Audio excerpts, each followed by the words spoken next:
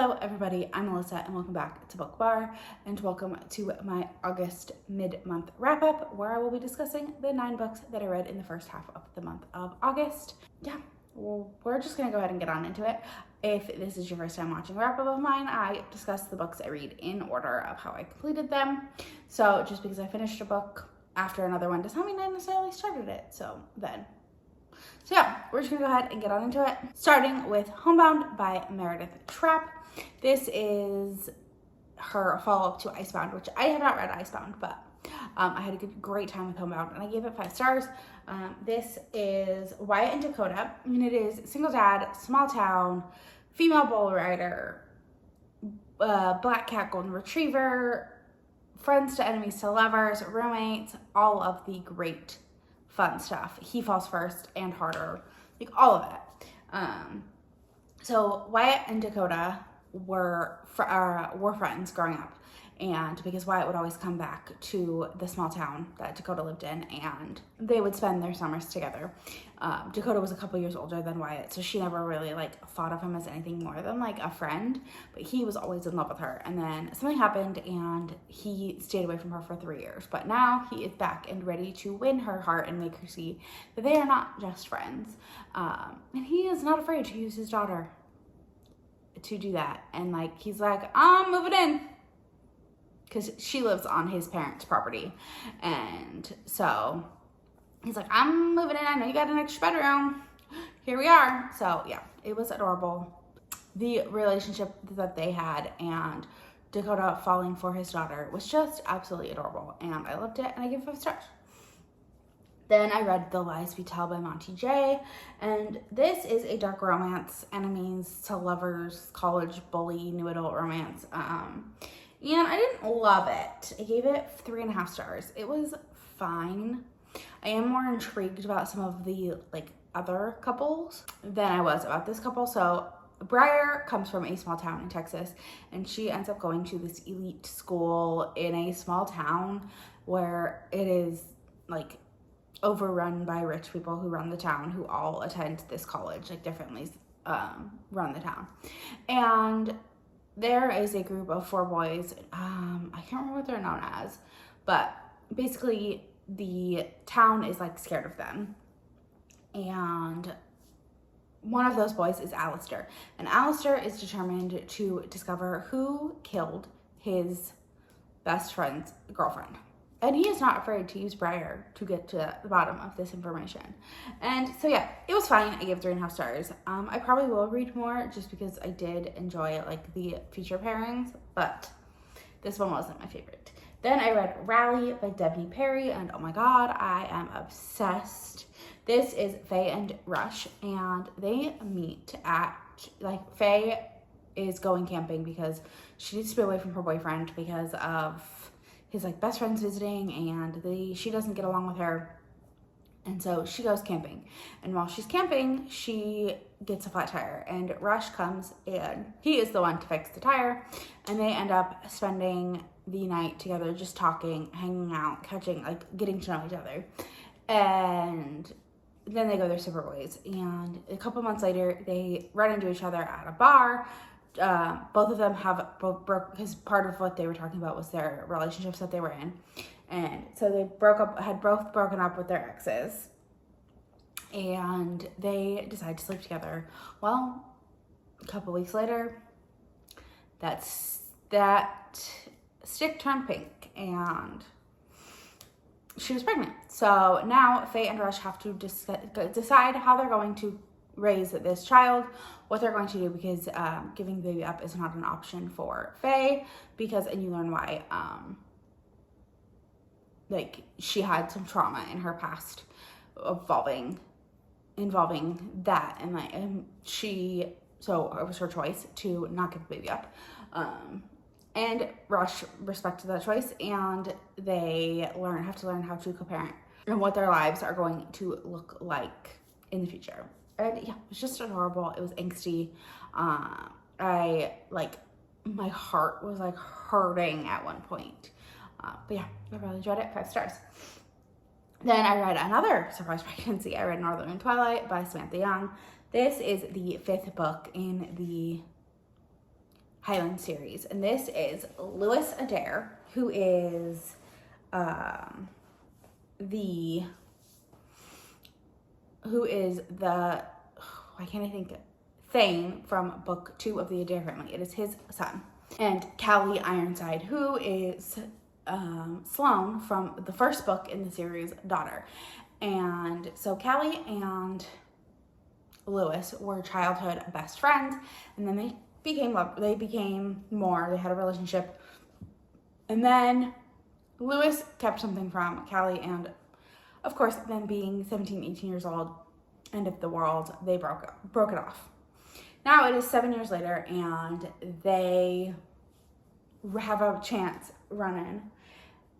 And she decides to go home with him. They sleep together, and that results in a baby.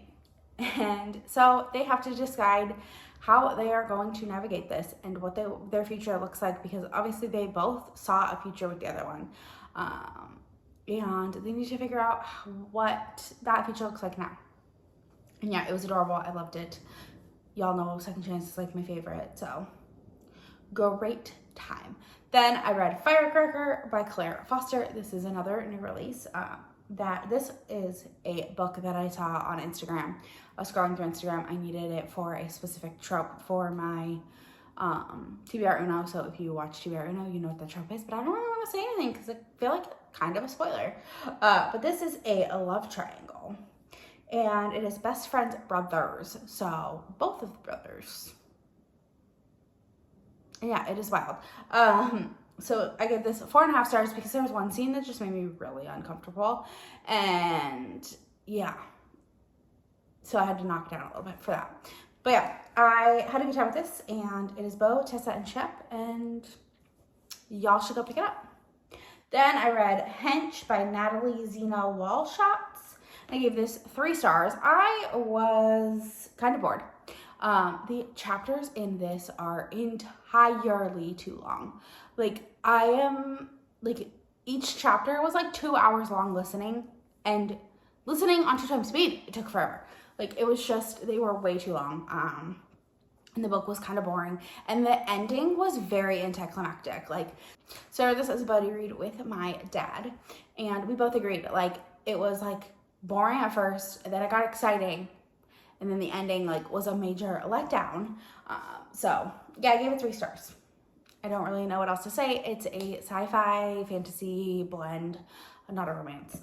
And yeah, I mean, it was decent. It's like, so the heroine in the book, they call her the Auditor. She is a hench, which is basically like a henchman for, but she's like a hench for hire, a temp hench for villains. And she ends up being injured by a superhero, and she decides that she needs to uncover all of these things that, like, are superheroes really good people, or do they cause more destruction? And she ends up working for this one supervillain and kind of becoming her own. I wouldn't say she's a villain, like she doesn't become like a supervillain or anything, but she definitely, I don't know how to describe it, but yeah, it was fine. I gave 3 stars. It's not a book that I will probably think about much past this wrap up. Then I read Play Along by Liz Tomforde.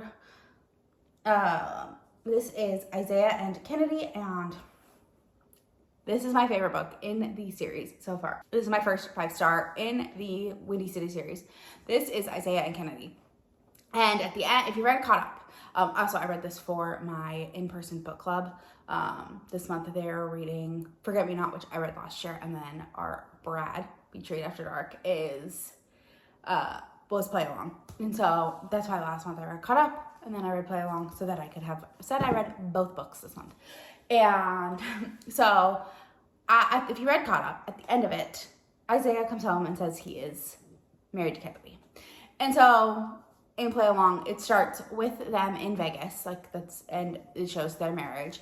And so they get back to Chicago, and they get called into the boss's office. And the boss is like, you broke the rules. So, sorry, Kennedy, I gotta let you go. And Isaiah's like, no, we didn't break any rules. There used to be another married couple that worked together. And so they have to stay married to save Kennedy's job for a couple months. At least through the end of the season, because she is hoping to get promoted. If you read the book, you know that Kennedy is severely overqualified for the position that she is working in. And Isaiah is the only one that knows that, because he overheard a conversation when she first started. And she asked him not to say anything. So he knows that she's very overqualified. So, but another team is potentially looking to promote her and hire her as for the position that she is qualified for.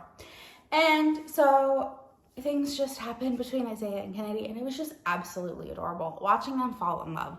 I was enamored. I loved it. It was a fantastic audiobook.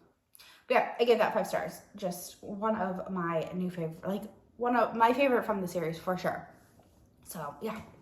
Then I read Murder, She Sold by Ray Riley. This is for the Between the Covers book club, which the live show discussion will have been last night. I will have that posted,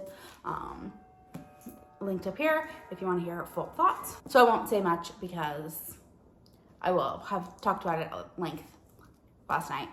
Well, tonight when I'm filming this, but this I ended up giving 3.5 stars. I feel like it was marketed very wrong. Also, it is very much a debut. You can tell there are a lot of things that the author could work on. I will say, this book has some amazing quotes in it, though. Like, life advice, like, that I'm just like, oh, yes. And cry, baby girl, because you're allowed to be sad, mad, angry, hurt. You're allowed to feel everything. You don't need to justify a single feeling. They simply exist, and you are entitled to them without having to explain them. Every feeling but guilt, because the fact that he can't love you the way he should is not a burden you need to carry. It's not your fault. It simply is. It simply is. So, like, quotes like that are just, like, throughout this book that, like, make you think, like, oh, like, you be talking to me. So, absolutely tons of amazing quotes. Like, I could see if you're on, like, this book could have a ton of, like, TikTok quotes that are, like, yes. So, I ended up, like I said, I gave it 3.5 stars. I'm excited to discuss it tonight, but yeah, not like a new fave. And, you know, it was a little long, and I don't think that it really is. So it's said it's a murder mystery. The mystery is a very small part of it, so I will say that. But yeah, it was good. I could see it has bones for being a good story. But yeah, I enjoyed it. This is a romance, so it follows Vivian and Chris, and Vivian comes back to her small town. I don't know why I'm recapping it when I said I'm going to, but she comes back to the small town that her father lives in, and she spent every summer there growing up, because her father calls her back, and she ends up in a very sticky situation in the beginning because her father is gone, but there is a dead woman in his house. So she needs to uncover what happened, what's going on, and yeah, it was fine. Like I said, 3.5 stars. Moving on. Then to a book that I had been putting off, but I got book box prompt for TBR Uno, and so I took the plunge and I finally read P.S. You're Intolerable by Julia Wolf, and I am obsessed. This is everything people have said it is and more. So this follows Elliot and Catherine. And Elliot is Catherine's boss. She is his direct assistant. And every day he makes her write a handwritten agenda of what he has to do for the day. All of his meeting calendar, all of his meetings, everything he has to do for the day. She writes it out for him. And at the bottom of it, she writes a little postscript, P.S. You're a cyborg. P.S. I hope your pillow is always warm. Both sides of the pillow are warm. And she rips it off very carefully, cuts it off the bottom, and keeps them in a drawer. And Catherine, at the beginning of this, is pregnant with a deadbeat man's child. And so she and Elliot does not notice at all until his friend points it out. And then he realizes that there's more to her than he thought, and he might be a little bit more interested in her. And when she goes on maternity leave, he cannot stay away. Like, he cannot leave her alone. He's like constantly emailing her, calling her, asking her questions, and she's just like, dude, what the heck? And then she comes back from maternity leave, and he learns that she is basically living in squalor, and makes her move in with him and falls in love with her daughter, and it's just absolutely adorable. I loved this so much. I'm like, I'm not even doing it justice, but absolutely love it. Potentially a new fave of the year.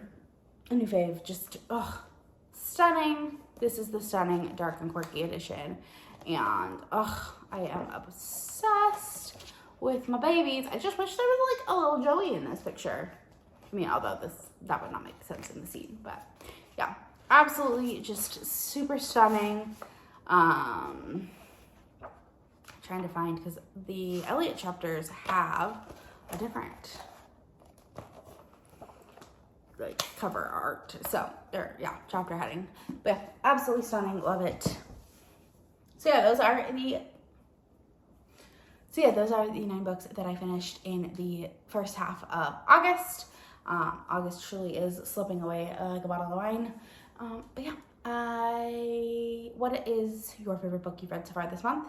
If you made it to the end of this video, leave me a flower emoji, some sort of flower emoji. And don't forget to like, comment, subscribe, all that fun stuff. It really helps me out. I'll talk to you all in the next one. Bye.